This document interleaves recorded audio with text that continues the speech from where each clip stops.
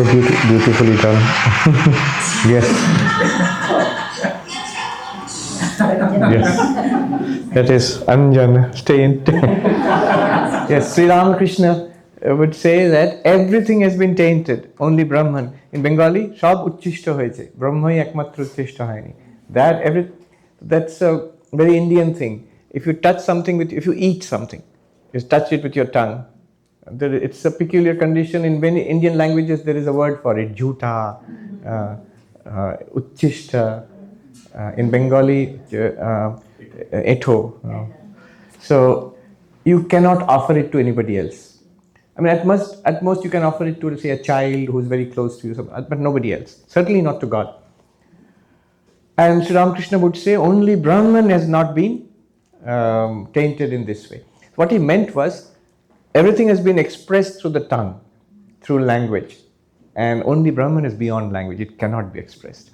This here Kabir Das is saying Ram Niranjan Nyarare. It is utterly different, utterly unique. But Vedanta says that utterly different, utterly unique, utterly transcendent is you. Ananta bodhoham, Niranjana bodhoham. All right. Now moving ahead, next verse number. Even before we go to verse number 2, there is an extra verse. So let us do that. Extra verse.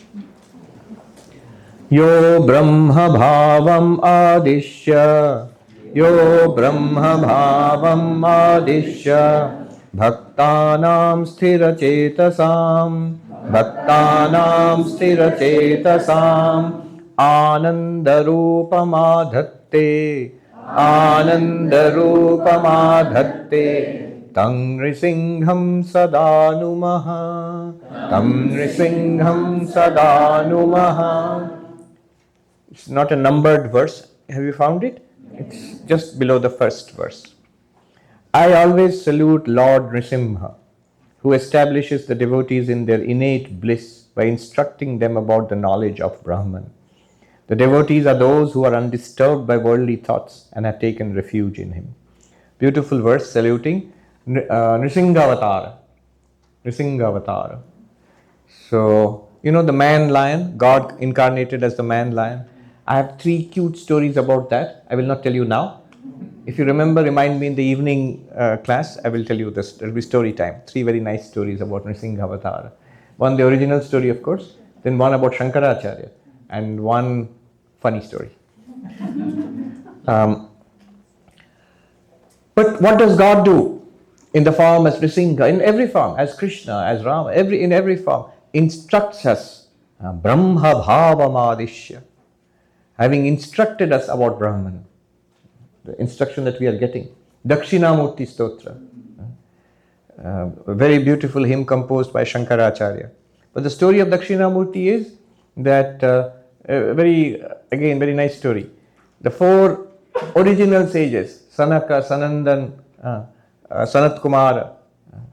So the 4 sages, one day they thought, this is at the very beginning of creation, we must learn to meditate.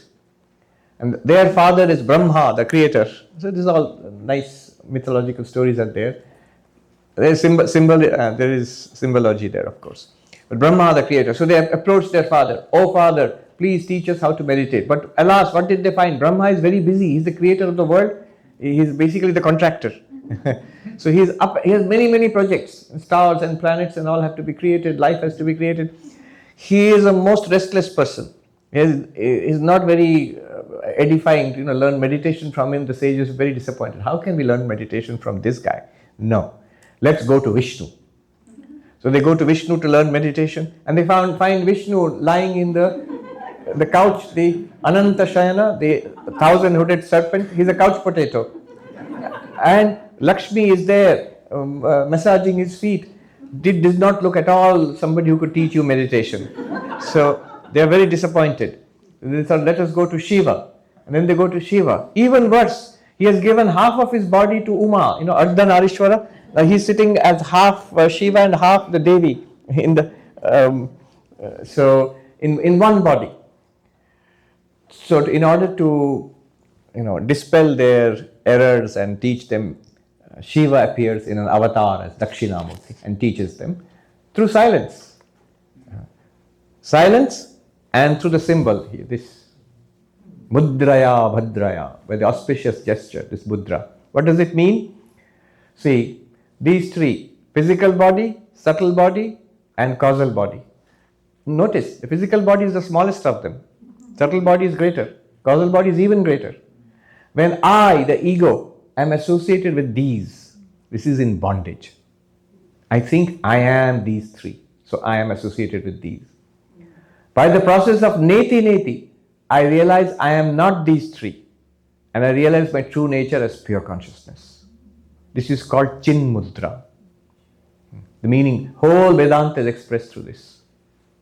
And you see Dakshinamurti sitting like this. So in Avatar, God teaches us the highest knowledge. Whichever form, in every religion, when the incarnation of God comes, He saves. So here, Nrisingha Avatar gave his devotees Brahma Bhava. Whom? Bhaktanam, to devotees. So one must have devotion to God.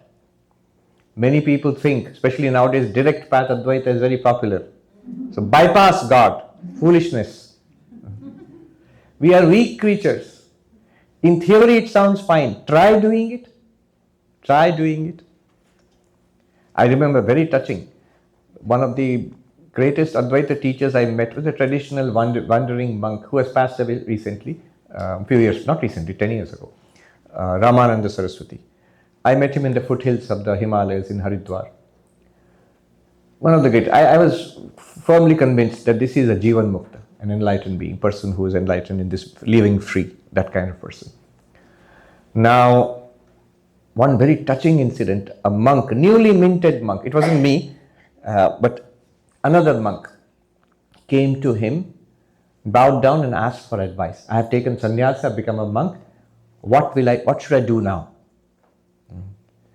And with great pathos, with great feeling, this great non-dual teacher was enlightened himself.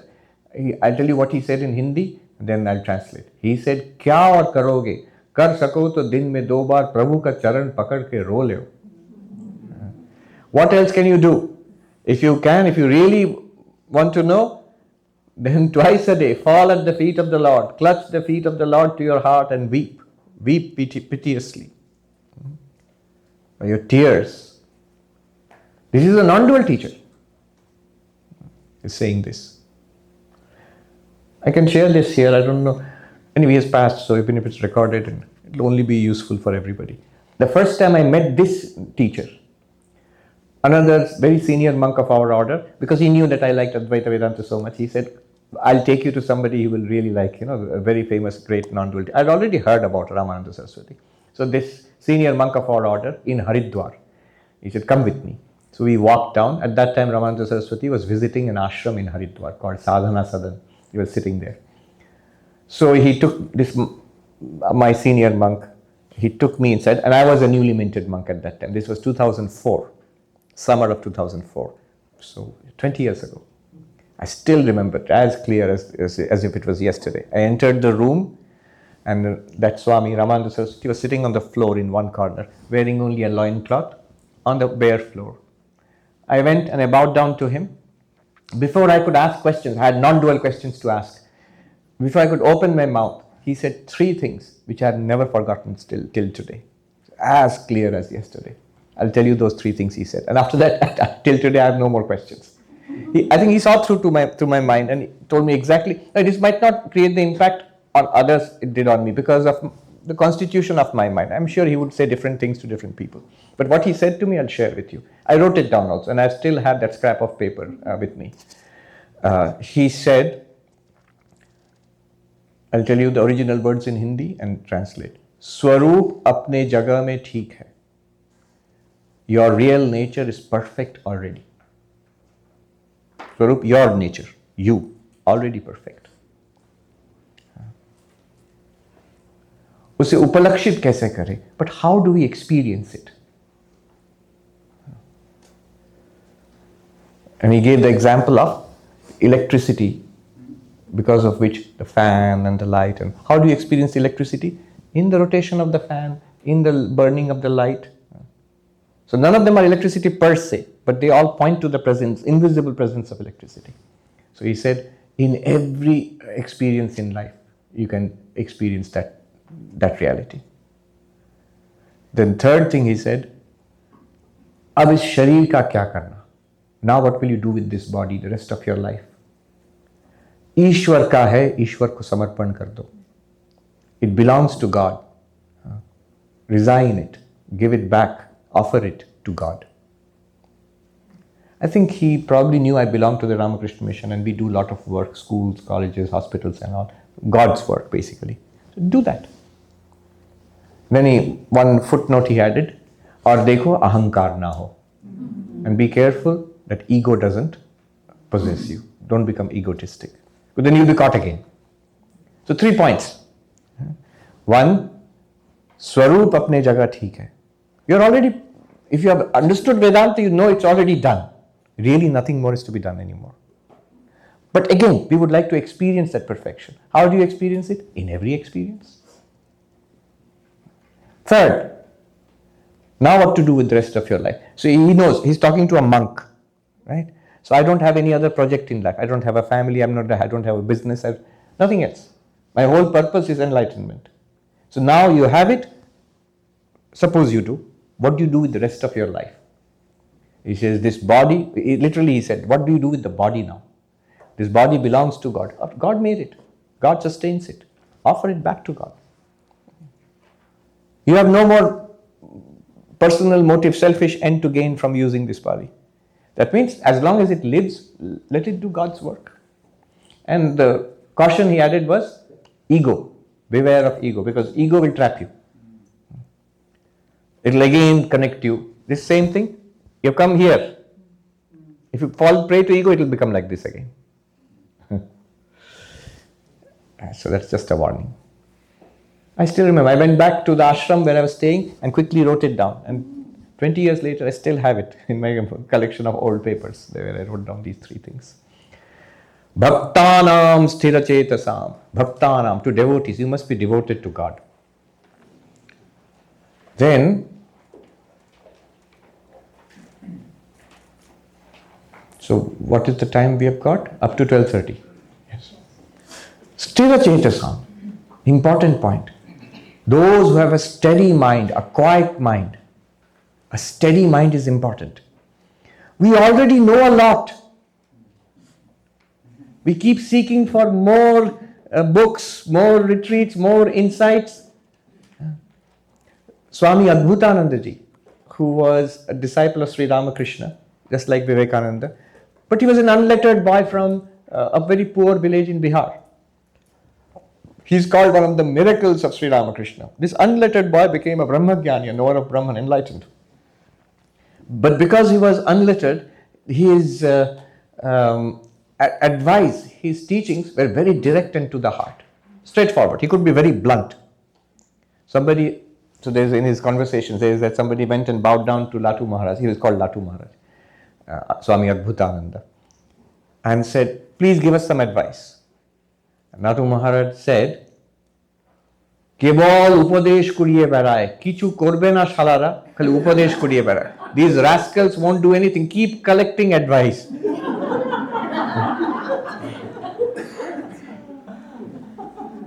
We already know a lot.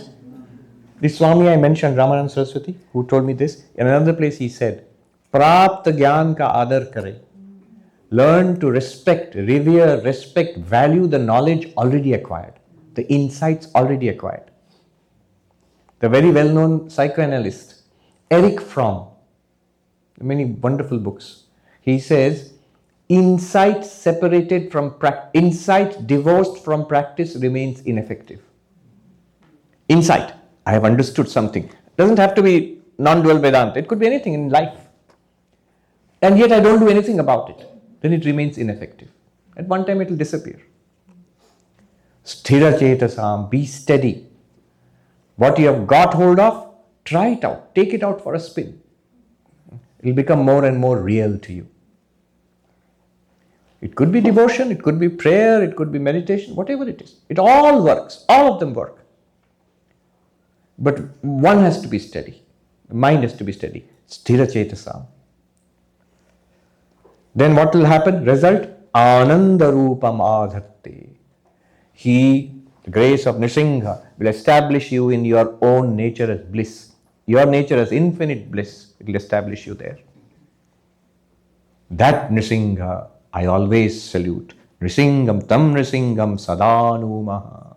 We always salute. Alright. What do you mean by your bliss nature? I'm going to jump ahead to a footnote given in the 5th verse. I don't know if you'll ever reach the 5th verse. So let me just go to the footnote. It's an important footnote. In chapter 6, verse number 5. Look, go to the footnote. In my page, it is on page 216. Page 216. Brahman is to be realized as the essential nature of consciousness or knowledge alone is antagonistic to ignorance. Have you found that? Omnipresent consciousness or knowledge is verily Brahman. In the commentary of Advaita Siddhi, the author of Chandrika has said. So, let me, you read it later. You won't make head or tail of it. Let me make it very direct how you can use it. What he says here, first, center yourself as consciousness. The process of meditation we did in the morning, Ananta Bodha Niranjana Bodhoaham. Not as an affirmation, by the process of analysis, I'm not the body. Remember, sit like a mountain, breathe like the wind. That part is preparatory, it's not part of non-duality. And then start with the body, prana, mind. Once you've got the hang of it, you don't have to go through the whole process. You can quickly jump back to your real nature and settle down there. Take that standpoint of awareness. Next, he says, taking the standpoint of awareness, look upon the world, this entire physical world, the world which you see, hear, smell, taste, touch. From that perspective of awareness, see what it feels like. I'll tell you what it feels like. It will feel like a magical display in you, the awareness. It will not feel like what it feels like now. I am here, and here is the chair I'm sitting on. The chair is sitting on the ground. Here is the other people. There is space, hall. These are all solid or gaseous or liquid realities. And they are all apart from me. Separate existences. This is what is called in philosophy realism. Entities exist independently of our knowledge of them. This will change. It will flip. When you remain centered as awareness, bodhoaham, then look back upon the world, the entire world, whatever is experienced, whatever is not yet experienced.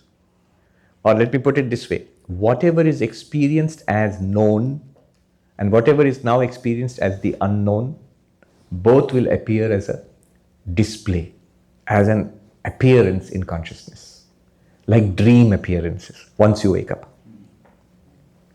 And therefore you will realize these are not the solid, separate, independent realities I thought they were. Their reality is borrowed from me. The reality resides in me, the awareness. Therefore I, the awareness, I, the bodha, I am called Sat, being. In experience, do it in experience, knows. Like that. Next, he says, these are very deep insights and these are practices actually. Second, look upon trouble, sorrow, struggle, unhappiness. Settle yourself as bodha, awareness. Then look upon what I experienced as this person, I experienced as a sorrow, as uneasiness, anxiety, unhappiness. Then you will realize as bodha, there is no unhappiness for me. From the perspective of bodha, from the perspective of awareness, there is no unhappiness for me. This limitless, ever fulfilled consciousness I am. Therefore, this consciousness is called Ananda. Centered in the consciousness, look upon sorrow, ignorance which produced this sorrow. I am so sad. That ignorance will go away, the sorrow will melt away like mist in the morning sun, and you will realize, that son of consciousness, can never have any sorrow. Therefore, you are called Ananda. He says this, the second point. Third point he makes. You will realize when you center yourself as Bodha and realize, look at the objects which appear. External objects, so-called external. Nothing is external to you, the consciousness. So-called internal, thoughts, feelings, first-person experiences, first-person objects. You will notice you are not attached to any of them. None of them stick to you. You are a very Teflon-coated consciousness, non-stick consciousness. Nobody, nothing ever sticks to you. They appear, they play around, and they disappear. Can anything in the movie stick to the screen? No. No. It cannot. Not even in the least.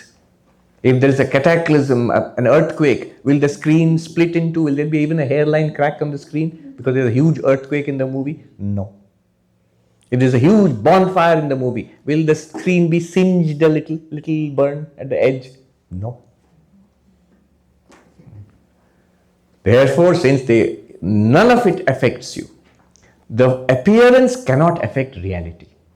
Shankaracharya says, all the water in a mirage is not enough to wet one grain of the desert sand there.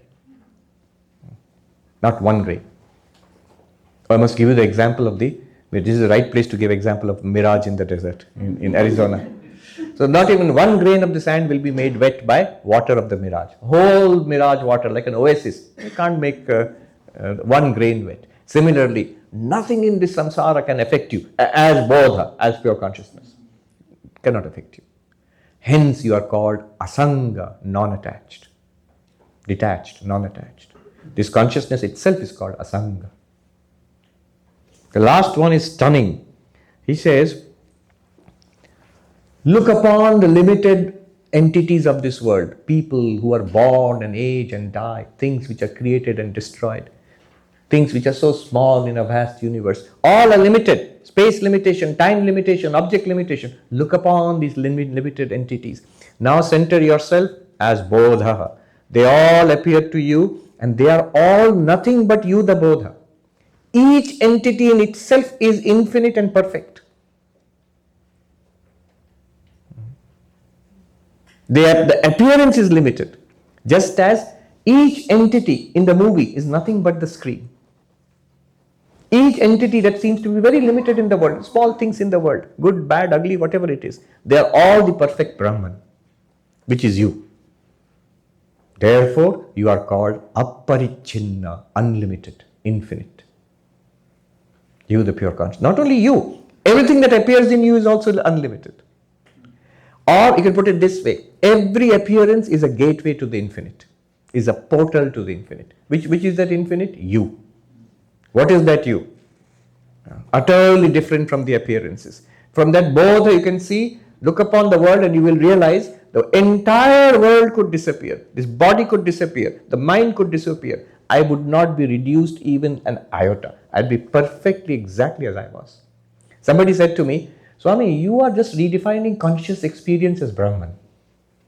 We are seeing, walking, talking, enjoying, suffering, this life we are leading. You are calling this Brahman. I said, yes, but with one proviso, if you can understand it.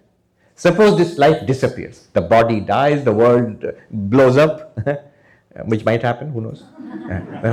And entire civilization is destroyed. Whole thing goes into rack and ruin. Nothing exists anymore. Maybe the universe gets swallowed up by a black hole or whatever it is. Nothing exists, utterly nothing. You as Brahman are unreduced, are not affected in the least. If you can understand that, then you have understood. Otherwise, if you simply say this life itself is Brahman, well then if this life is threatened, as it always is, then Brahman is gone. No, not literally this life. But everything in this life is a portal, is a doorway to the infinite. Just as every appearance in the movie is a doorway to the screen.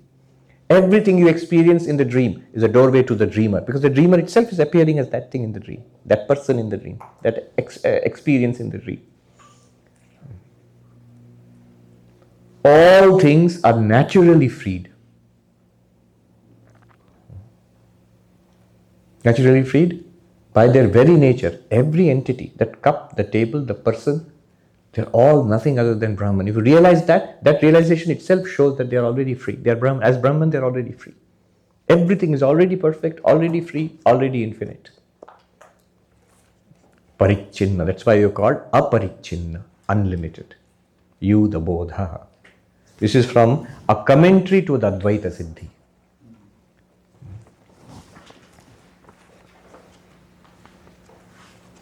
Now let us go on to verse number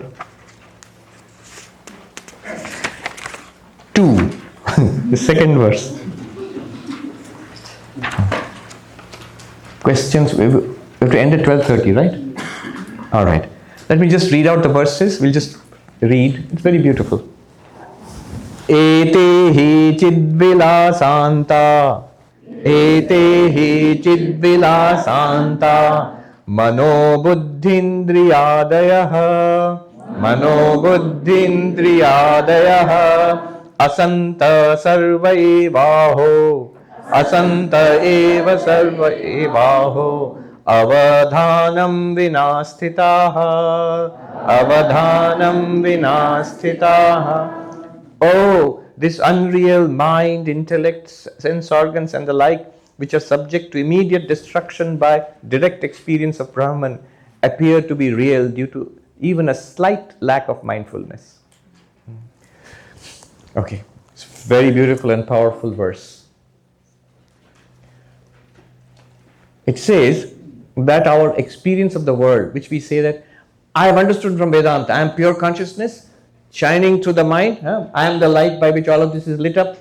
Mind borrows consciousness from me. Then the senses borrow consciousness from the mind. And this mind and senses lit up, I experience an external world of objects. Those objects are also made of 5 elements. But I am pure consciousness. Here he says, not at all. Nope. All that was just for taking you step by step back to your real nature as pure consciousness. The mind, the sense organs, the object that you see and experience with the sense organs, all of them are pure consciousness. There is no mind, there is no sense organ, there is no object. Now I will try to explain this by one example, and then second one, a little more difficult, from first principles, directly from experience, experiential knowledge. But first example. Suppose you're sitting here and in this hall, beautiful hall, I can see people, we're talking, also thinking internally, when will this be over, what's for lunch? And suddenly I awake. Oh, I was napping in my room, the whole thing, the class, the hall, all of that was a dream. Okay, this is the example. Now, let me ask you. In the dream, when you were sitting and looking at people, hearing the speech, and seeing the hall and the world outside, were you actually looking through eyes? Were you actually seeing people, hall, and a world outside? Or what appeared to be seeing through eyes was just dream in the mind? There was no eyes there. Your eyes were closed. You're lying down, sleeping. You're not in the hall. You're in your bedroom. So, the sense organ we used for experiencing, as if we were seeing in the dream, as if we were hearing in the dream. And if you were asked in the dream, how are you seeing? Of course, I'm seeing with my eyes. But when I wake up, eyes were not used. Ears were not used. Sights were not seen. Speech was not heard. It was all the mind, the dreaming mind by itself. Is this understood? So is it correct to say, if you say about the dream to the person who's woken up, the world that you saw and heard and touched and tasted, people you met, all of that is unreal. Only you, the dreamer, is real. The dreamer will say, yeah, that's a very fancy way of putting it, but I was just dreaming, that's it. Exactly like that, the claim is being made here is this. We are not actually thinking with the mind, we are not seeing with eyes, we are not seeing objects, we are not hearing with ears, and we are not hearing sounds. What is happening is consciousness itself is appearing as mind, senses and sense objects. Like dream. This is the claim. It's not too difficult. Just a little mind bending, but it has to be so. Otherwise, what happens is a kind of Sankhyan dualism. Here is a world. Oh, is it pure consciousness? Not at all. It's a world. Who told you? Don't listen to those non-dualists. It's just a world. And here is a body. Is it pure consciousness? Not at all. It's a body. Here are your eyes. Here are your ears. And you have a mind. And with this, beyond the mind is Purusha, pure consciousness. And you are pure consciousness. That's what we want to teach you. And the mind, body, senses, world, all are there. Quite separate from you. And you interact with them. But Advaita says that pure consciousness alone is there. And the individual with the body, mind and the world it inhabits, they're all appearances in that pure consciousness, of that pure consciousness. That pure consciousness alone is appearing in these forms. Just like you do in a dream. Even more stunning. I can show it to you an actual experience. This is taken from Atmananda Krishna Menon. He was in Kerala in the 1950s and 60s, retired police officer, fully enlightened person. He was a householder. He showed the most direct, elegant path to non-dual realization. It's in one sense the reverse of Drigdrishya Viveka. Using the same thing. Eyes are the seer and this object is seen, but the reverse. What he did was, in practice it's much easier to understand. Look at this book. When you're seeing this book, there is no book apart from the seeing. You're seeing the book? What is our usual idea? There is a book and now I am seeing it. It has come into my vision. That's what we think. But look at, he says, just attend to this experience of seeing a book. It could be anything, it could be a cloth, whatever it is. In the experience of seeing a book, it's an experience, right? Consciousness plus object is equal to experience. It's an experience. But in this experience, at no time is there any evidence that there was a book outside experience, then it jumped into experience. No. The book is what is appearing in your seeing. There is no entity apart from the book which is seen, which we normally think, there is a book, now I am seeing it. No. What you are doing is seeing. Just attend to the, remember, nose. Now you are, this experience of seeing a book is like the nose. Hold on to this, just vividly, attentively see. This book, you are seeing, this book is a part of that seeing, is a feature of that seeing, is a property of that seeing, is not anything apart from that seeing. Big step. It takes long meditation on this to see that actually logically it is absolutely true. And now there are scientists who are trying to show a theory of consciousness, Bernardo Kastrup and all, they say, actually this is the state of fact. It's not just a philosophical theory, non-dual theory. In different ways they're approaching. I remember Donald Hoffman, UC Riverside, in a conversation with him. He is a cognitive scientist. He's saying we are seeing that how much of our experience, seeing, hearing, is the brain rendering. They call it rendering, like computers render, they render a virtual environment. The brain is continuously rendering. It's constructing this, even from a physicalist, materialist, neuroscience perspective. Vedanta says, Krishna Menon says, it is seeing. This is appearing in seeing. First step, our common sense. There is a book, separate book, and I come as this physical person with my eyes, I see it. But then you look at the experience of seeing, just this experience, right now I'm having the experience of seeing. It could include touch, could include smell, whatever it is. It is only part of seeing. Step one. Step 2. The seeing is nothing apart from consciousness. Think about it. The seeing is like a colored consciousness. There is nothing in this seeing which is apart from consciousness. It's like an arising in consciousness. Nothing external to consciousness is there. So, book, step 1, let's put it this way. Step 2, not book, it is seeing. Step 3, not seeing, it is consciousness. Done.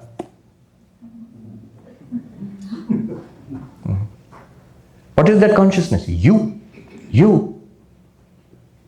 Niranjana ananta bodho aham. Ram Niranjan Nyara hai. If you give the least bit of reality to the object, Anjana Sakala Pasara hai. Maya will step in and create a whole universe for you, apart from you. This is what is being said here. He says, Avadhanam vina sthita. Oh, startled. Oh, with the slightest inattention. You know it all. With the slightest inattention, an entire world comes, snaps into being. Mind, senses, object. And then you are fixed into that body. The world becomes separate from you. And then a physical universe, a mental universe. It takes just one instant, he says. Avadhanam, just a little lack of attention. Then the world snaps into existence for you.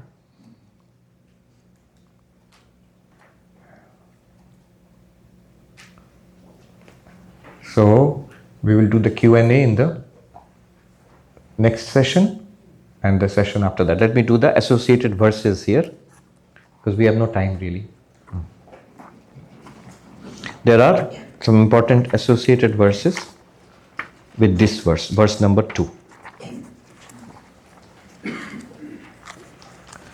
Sureshwaracharya, and this is in the next page, being quoted from his masterpiece, Naishkarmya Siddhi. You need not repeat, I'm just reading it out and giving the essence of it. Ati dustho prabodhotra yatmeivasya prabuddhata nimitta matra dvetyesha nasagre varadam yatha. He says that this ignorance which makes you, the pure consciousness, appear as this universe, it's a very delicate thing. Just a little bit of attention, it will be blown away. It's like a wisp of smoke. Little investigation. One skillfully done Vedanta class. Done. It's dispelled. But Sri Ramakrishna gives a warning. He says it's like the scum on the wavy waters of the pond. In a village pond in Bengal, you will see it's covered with algae. And so with your hands, you may sweep it aside and you'll get clean, sparkling water below. But if you let go of your hand, Sri Ramakrishna gives very poetically says, it comes dancing back. Moments in attention, this universe will come dancing back, samsara, and catch you again. Then the next one from Naishkarmya Siddhi. Aho dhashtyam avidyaya na kaschid ativartate pramanam vastvanadritya paramatmeva tishtati. Oh, look at the sheer arrogance, chutzpah of this ignorance. He says, nobody is able to overcome. Even people with plenty of Vedanta retreats under their belt, they are not able to overcome this ignorance, this wisp of ignorance. What happens to them? What happens to this ignorance? Pramanam vastu anadritya. Without caring for the reality revealed by pramana, Vedanta nama Upanishad pramanam. By a source of knowledge, reality has been revealed. You are Brahman, you are convinced of it. Maya says, I don't care. Ignorance says, I don't care for your silly Vedanta. I'm going to catch you again. Pramanam vastu anadritya paramatmeva tishtati. Ignorance reigns as if ignorance is God and dominates our life. Anjana sakala paserare.